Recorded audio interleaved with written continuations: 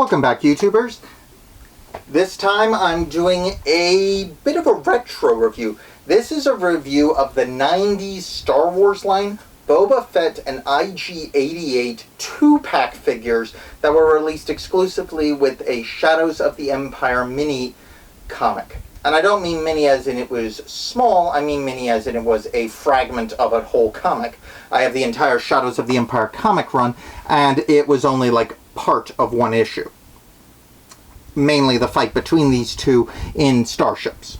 But anyway, let's get into it.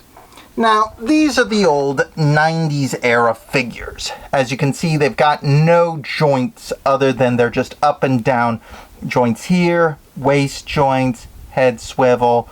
IG-88 comes with a blaster rifle and carbine, though in lore there's something else entirely. They just look like the same weapons. Boba Fett here is his standard self.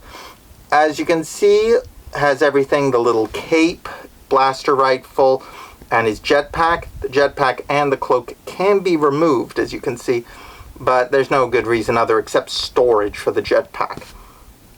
Now, a good comparison is the newer Boba Fett from Vintage. As you can see, comparing the two, he's a little taller and a lot nicer looking. The colors are a lot more accurate. He pops more. Honestly, if you're collecting vintage figures, especially the new ones they've been putting out, you're going to get things like this. They're going to look slightly different, slightly smaller potentially, and not quite right alongside the regular ones. So I don't recommend those ones. I recommend the regular vintage. They look a lot better. Plus, as you can see, things like the jetpack were massively upgraded. It looks a lot better, much better colors, closer to his back. Doesn't have that odd post on it anymore.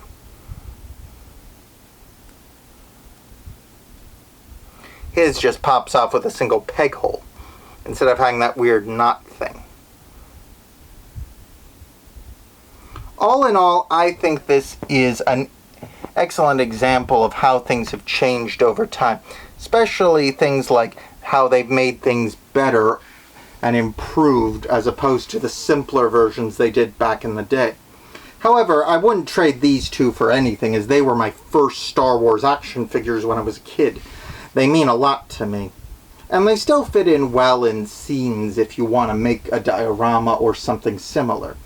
But otherwise, that's all for now. Please like, subscribe, comment below, share this video, and I'll see you all next time. Ciao!